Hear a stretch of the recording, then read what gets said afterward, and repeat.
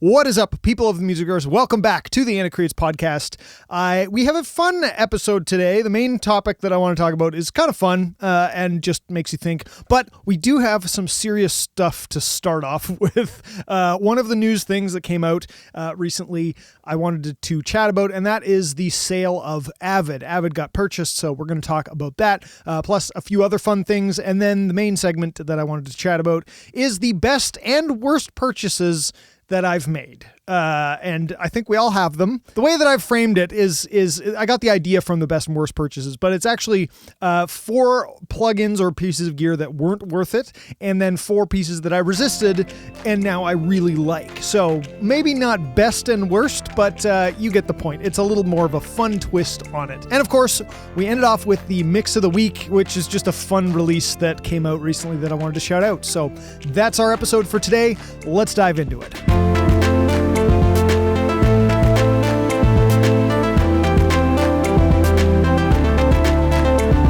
All right, the first thing that I wanted to talk about is something that's more exciting to me than anybody else, but it's definitely very exciting, and that is the fact that I finally got a new laptop. This happened not long ago, but I finally pulled the trigger, and I got it. It's installed. It took me 15 hours of installing plugins just to get it up and running, just because I own so much stuff and need so much to just function and open my sessions. So yeah, that took a while, but I did a fresh install. A lot of people, you can do like the migration thing, and you can like update your from your old computer to your new computer, all that kind of stuff. I wanted to do a fresh install from the ground up, just to know that I didn't have any gunk in there. I've upgraded my laptop a couple times, so I know there's just lots of stuff in there. I know there's 32-bit plugins that don't exist, don't work anymore at all, and haven't for many operating systems, but they're just still lingering in the background somewhere, and I don't know if I can uninstall them because I don't know if that's going to uninstall other things. And anyway, it was just a whole rigmarole, so I decided, you know what, I'm going to start fresh,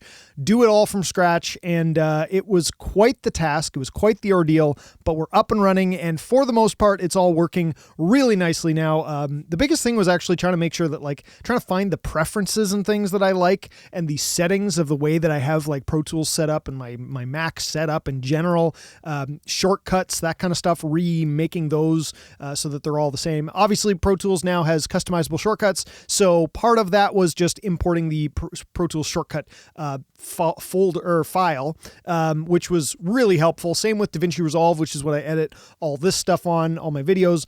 Same thing, they have their shortcut file, so that wasn't too bad. But then there were Mac specific shortcuts and things that I've altered in the Mac itself to accommodate what I do in Pro Tools, so I had to kind of find those again. That was fun. And then, of course, resetting up my steer mouse, which is what does my trackball. So that was honestly the biggest pain in the ass, because I had to make sure you can't just export the things. I don't know why they don't do that. But anyway, this is all to say that it's finally set up and it's finally working. I got I guess I should say this. I got a new MacBook Pro M2 Pro or Max or whatever the highest one is. I got as much as I could in the processing realm. I got 4 terabytes of internal storage, and I got 64 gigs of RAM because I don't need 96, because I don't do full-on video editing for other people and that kind of stuff. I just need audio. That's more than enough for audio. So anyway, if you guys are thinking about getting a new laptop at any point, let me know your questions about what you're thinking about, because I've done lots of research and I'm thinking about making a podcast episode and maybe even a video about what to think about and what to look into when you're buying a new computer to work with audio specifically. So leave those questions and I will, because I'm going to be making an episode about that at some point, what to think about, where you can kind of cut costs, where you really, really, really shouldn't, that kind of thing. So that's my excitement. I am so stoked on this new computer. Honestly, it's just for example, I came off of a 2017 MacBook Pro, which was top of the line when I bought it. But anyway, it's, Intel i7 or whatever. And I was working on a mix literally the day before the laptop came, and I was peaking the thing. It kept stopping. I couldn't actually play the song. And it was only instrumental. I hadn't even done vocals yet, but I couldn't even play the song. And it was hovering around 85%. And kept peaking at 100% of the system usage in Pro Tools. And put that on the new laptop 3 days later when I got enough installed that I could actually open it. and it's hovering around 30%. And there were no fans at all. I didn't hear the fans happen. I've heard them once now when I rendered a podcast episode. That was it for about 4 minutes, and then it was done. So yeah, I'm beyond stoked. I'm really excited, and I just wanted to say that because it's fun. And that doesn't happen very often when you get a new laptop, because I try to use them for a few years myself, just because they're a huge investment. They really are. They're thousands and thousands of dollars. But at the same time, they are what allow me and all of us who are creatives to do what we do. So it's a worthwhile investment because it is kind of the central hub of everything that we do. So it's worth it, but you don't go buy one every year, put it that way, or well, most people don't. So anyway, the next fun thing that I wanted to talk about, which I literally got in the mail right before I started filming this episode, so I thought I'd throw it up here. I actually don't know if I can even talk about this or how public I'm supposed to be about this, but anyway, it's here, and because of the fact that it's a certificate, I figured I can share it. And that is, sorry for those just listening, but this is a Junos certificate from the Junos. I didn't win a Juno, but for the last number of years, I have been judging the Junos. I judged the Engineer of the Year award and the Producer of the Year award I did last year. And it's just a thank you for my work, because it's all volunteer. You don't get paid, you know, all that kind of stuff. Thanking me for my contribution to helping the Canadian music scene, I guess. This is the first year they've ever done this, so I was a little confused when I got it, because I'm like, I've never gotten this before, but this is the first one. So anyway, super cool that they are sending these out, and I'm gonna frame it and put it on the wall because it's pretty cool. It's got a little stamp on it. Anyway, thought that was really fun. It is a lot of work to judge them and be part of that, and you can't talk about it at all during the process. So it's kind of cool that they give this out. So I also don't know if I'm allowed to even talk about this, because you're not supposed to talk about it during, but it's not during, so I don't think it's a problem now. Like I said, they gave me a certificate. A certificate is meant to be shared, so that's why I'm telling you this now. So I thought that was really fun. All right, moving right along, we have a bit of a serious topic before we get into the fun stuff, and that is the sale of AVID. So for those of you who don't know, AVID is the owner and the creator of Pro Tools, or the maker of Pro Tools. They bought it off from DigiDesign years ago, but they also have AVID Media Composer, which is like a huge industry standard for video production as well, like high-end Hollywood movies and that kind of stuff as well.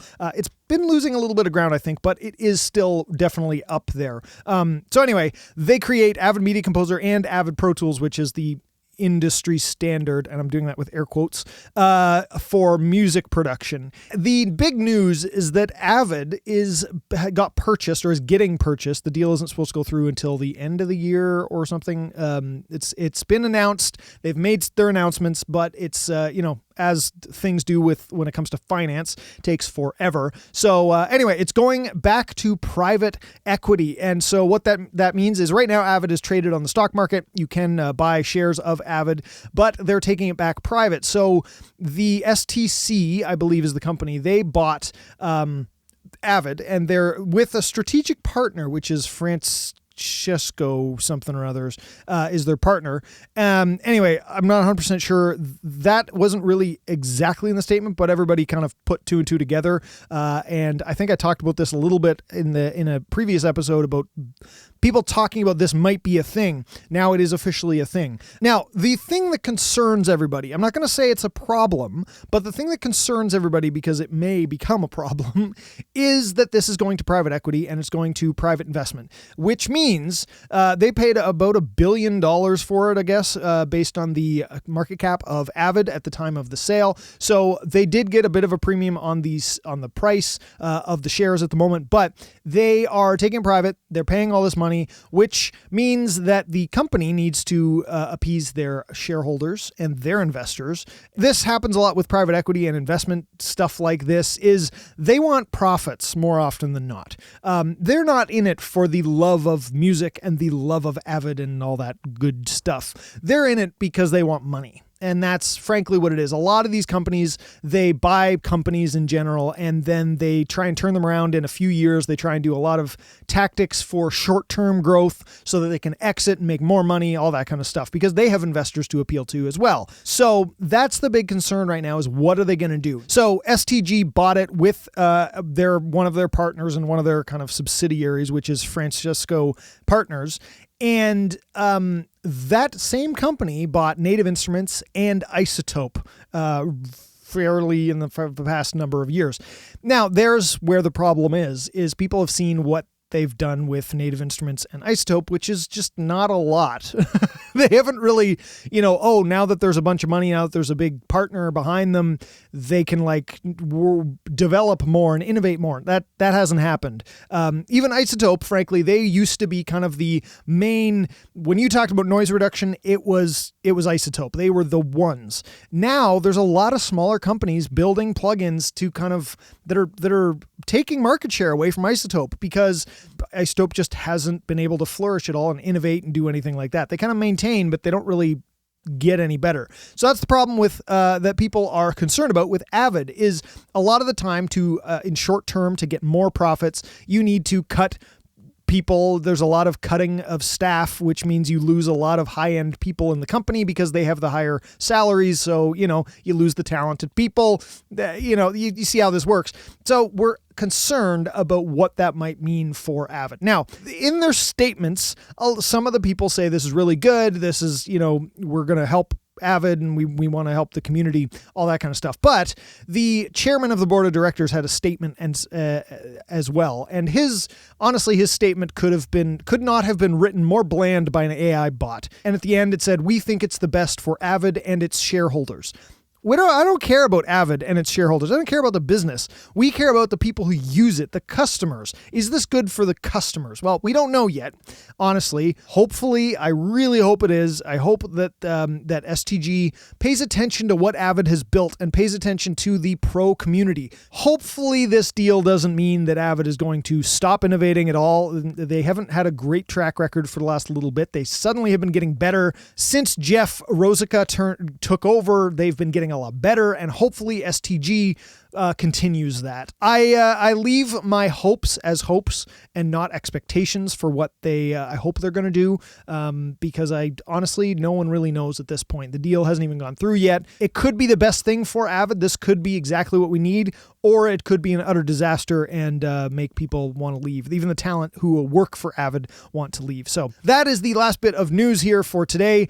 Now we can go on to something more fun. The best and worst purchases that I've made. And I encourage you to honestly write these your own down and leave them in the comments, because this could be a fun kind of game.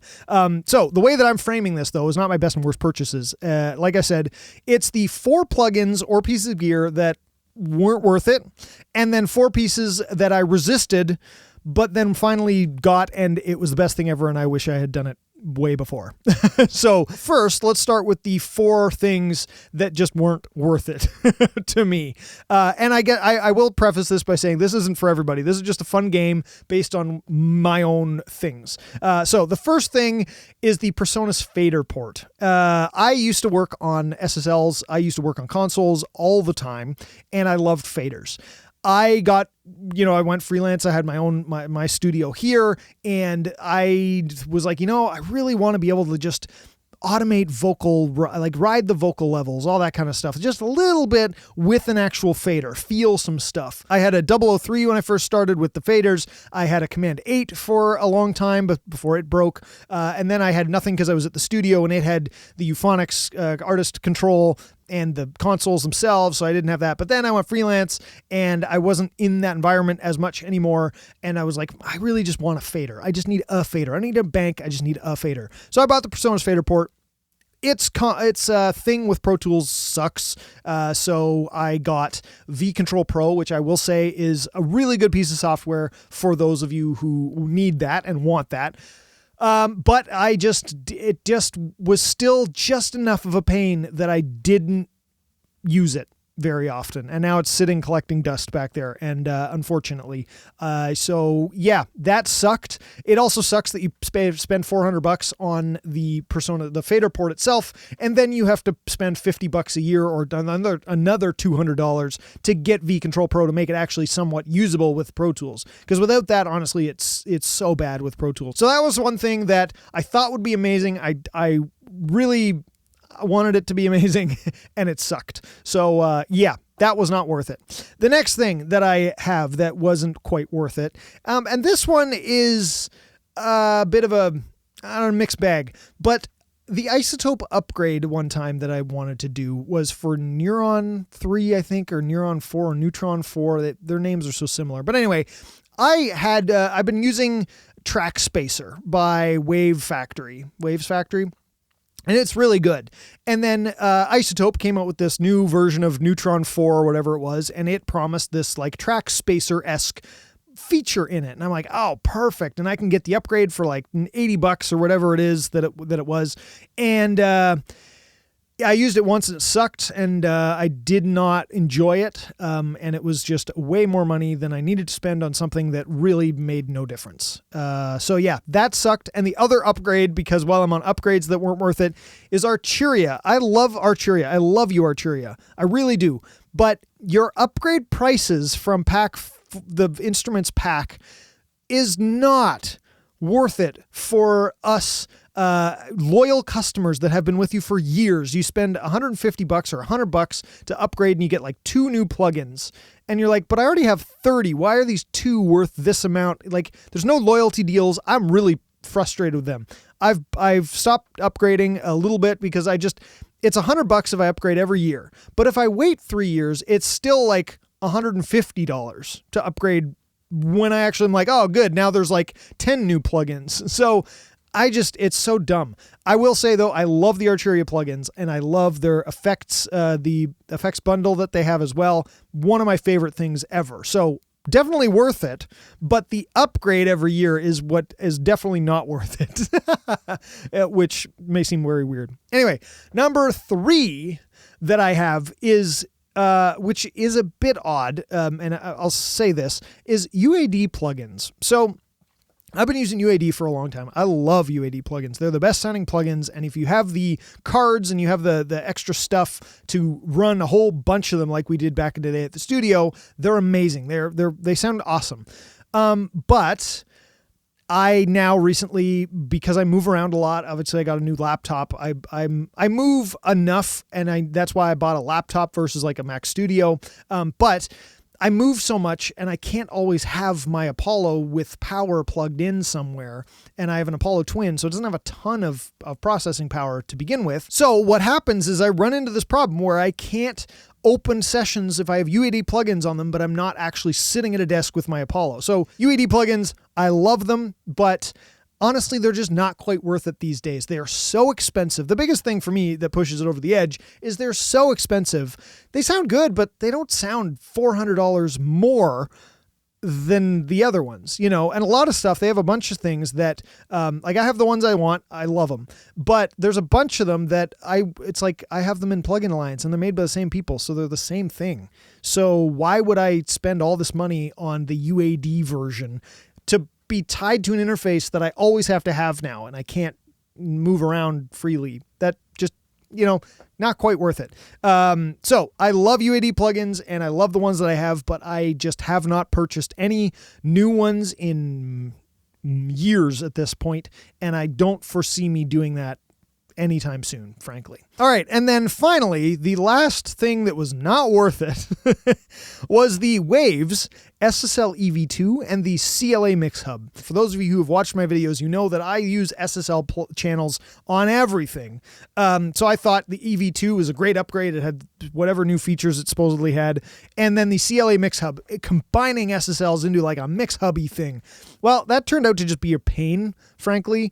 Maybe I just don't know how to use it. If you use them and you love the CLA Mix Hub, how do you use it? Please leave it in the comments. Let me know how you use it exactly, because I'm curious, because I bought this thing and I can't find a good way to move it into my workflow, honestly. So anyway, the Waves EV2, It was just not really that great of an upgrade from the original SSL channel. I don't know why I would go to it. The distortion, the line gain input thing just doesn't sound that great. I use the THD on the Plugin Alliance SSL channel all the time, and I love it. The one in the Waves one just sucks. So sorry, but yeah, it's not great. It's piercing. It's top endy. It's weird. So that is the four things that just weren't worth it for me. To go upward from there, because we can't go much lower, let's move on to the 4 pieces of gear that I resisted, and then now I absolutely love and wish I always had them. The first thing is the Cloud Lifter. So I don't actually have a Cloud Lifter. I have a DIY version, which is the MB2 by DIYer. And I made it myself. They send you the kit, you make it. It was $100 for 2 channels, and the Cloud Lifter is like $400 for one. So, or $300 for one. Anyway, this thing is amazing, and I've AVID it with a Cloud Lifter, and honestly, I can't really tell the difference. They sound great. I resisted for so long. So for those of you who don't know, a Cloud Lifter, it goes in the chain between your microphone, an SM7 or a low gain microphone that just is very quiet by nature, and it just boosts the level so that when it hits the preamp, you already have an extra 20 dB of gain right built in. So you're not cranking preamps to their absolute max just to get some kind of a signal. That's basically what they do. I use an SM7 all the time for this kind of stuff and my videos and podcasts and vocals and all sorts of stuff. And so I was like, oh, whatever. The preamp's fine. I have a good preamps with like the UAD Apollo preamps are great. They're fine. And anyway, so finally I decided to pull the trigger and I got this Cloud Lifter kit. I made it and it's been the best thing ever. I love it. I absolutely love it. And it sounds amazing. The SM7 sounds great and clean and oh yeah. So that thing, it's a weird underlying thing, but it's, just so good. The next thing is my sit-stand desk. And while I'm on the thing of my desk, I guess there's a couple more in there, which is the widescreen monitor as well. At a certain point, I went and got a sit-stand desk, and which seems counterintuitive for, music. You got to be in the right place in the room, all that kind of stuff. I have the speakers. They are attached to the desk itself. Not necessary, but it just made it really easy. You could put them behind as long as the desk can raise and not hit them. But I just attached them right to the desk. They're in a great position for me. I built the stuff around it. And anyway, but the reason that I love it is not to mix. I don't raise the desk and still mix because then the speakers are in the wrong spot in the room, all that kind of stuff. But I love it for editing. So when I'm doing stuff that I don't need to be seated in the perfect listening position while I'm mixing, the sit-stand desk is the best because I just pop it up into standing and I can go for hours editing back and forth, sit stand, and it just feels a lot better. It's just healthier all around, I think, and I just don't go crazy, and I don't get so cramped up and all that. So the sit-stand desk, that was the best thing ever. The widescreen, same thing. That thing, honestly, it's so good for a wide timeline when you're working on a DAW or on video or anything like that. Having a widescreen monitor, like extra wide, is, beautiful. I mean, I wanted it for a long time, but I just never pulled the trigger and finally did. And it was like, oh man, I wish I'd done this sooner. And I will definitely be getting those from now on. They're amazing. So, highly recommend a widescreen, like an ultra widescreen monitor, for people who work in DAWs because you've more space on your screen for the timeline itself. Next thing is the desk mic arm, which kind of goes, honestly, these are like 3 in 1, but one is 2 of these things. Anyway, the desk mic arm. So I have this little arm that it attaches to the side of the desk. Again, with the sit-stand desk, this is very helpful, but I can just pull it over and use it and then push it back and it goes off to the side and it's just it can move around, all that kind of stuff. I love it. I bought I wasn't 100% sure about it when I finally did pull the trigger, so I got something off Amazon. If it ever conks out, I will 100% be buying a really good one because I use it so much for vocals, for podcasts, all that kind of stuff. I do a lot of vocals where I just sit at my desk or sit right by my desk because I'm using Pro Tools and recording myself. For anybody who does that, anybody who's doing vocals on your own, at your desk, running your own computer, running your own, all that kind of stuff, It's a must. It is the most helpful thing because if you need to stand, you can move it. If you need to sit, you can move it. If you need to be closer to your computer, further away, whatever, you can move it around. It is, I love it. I absolutely love it. So that's number 3, I guess. And finally, number 4, which will come as, I think, a big surprise to a lot of people who watch my videos and who know the style of music I make. That is Slate Trigger 2. I did not have that until only a couple years ago.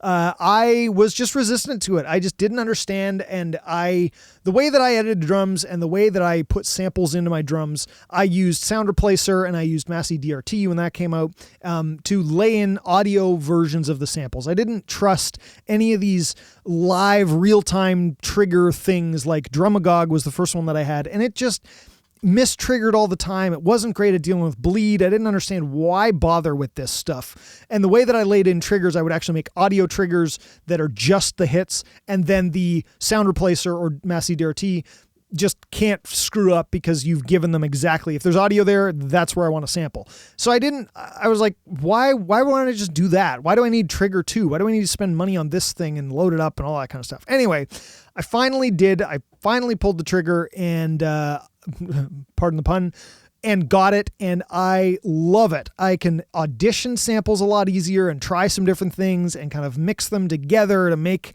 what I want. I do still print them. I absolutely still print it so that I can make sure that it's all perfectly in phase and there's no mistriggers, because even with Trigger being as good as it is, there are mistriggers or there are weirdness things that happen every once in a while. I was just working on a record and I printed all the toms and everything. And one of the sets of toms that I printed, because I had like 4 sets, so each trigger instance. Anyway, it was delayed on some of the hits, not all of them, and always by the same amount, but it was slightly delayed. So it was very weird, but I just had to go through the audio and bump them all back by the X amount, and it was great. But Trigger is just, it's so helpful for auditioning samples and trying to find your drum sound, trying to do it a little more freely, adding stuff in really easily, one-shots or multi-velocity round-robin versions. Like you can have really high detail or really like one-shot just layered in. So it's really helpful for all that kind of stuff. I have worked with Slate since then, and they gave me all of the stuff for Trigger and for Slate SSD5, and I love all their samples. They're really, really good. They all have different things. Some of them are better than others for certain things, but they all have their purpose. So anyway, I'm a big proponent. I use Trigger all the time now, and I love it. I still do use Sound Replacer and Massey DRT to actually lay in a bunch of samples as well. I kind of combine the two of them, but Trigger is just so helpful to audition stuff and try things out, and when you're mixing, try different things. So yeah, those are my 4 best and worst purchases. I don't know, that title really doesn't fit, but anyway, too late now. Let me know in the comments below what your favorite purchase or least favorite purchase is, something you thought was worth it or something you definitely thought wasn't worth it, and why, because we each have different reasons for this, frankly. Some people love UAD plugins and they love them, and they also are on a Mac Studio and they don't move at all. So the kind of the reason I don't like UAD plugins, or the reason I don't buy any more of them, is completely irrelevant to those people. So I completely understand that, and power to you. So yeah, last but not least, before we end off for today, mix of the week. And this is less of like a perfect mix that I wanted to shout out, but more of a fun release that I wanted to shout out. And that is the new song by Pew Pew Pew, which are friends of mine. We've had Emmett O'Reilly on the podcast before, and that is their new song, The Dumbest Thing I Ever Done, I think is the exact title. For a long time, I knew the song, and it was called PlayStation, and now they've retitled it, so now I have to get used to that. But the video has references to Calvin and Hobbes, which is amazing, and I love that. The song is just so fun, but so good, so well created, so well written. The lyrics are they're just... Pew Pew Pew has that way of doing things. They just, yeah, very well done, guys. Malcolm Cottle, our good friend here on the channel, did the videos for it, and he absolutely crushed it out of the park. So that was really fun to see. And yeah, I have a project with these guys coming up pretty soon, I think, hopefully. It's in the works. But yeah, stay tuned for that. Malcolm and I, actually.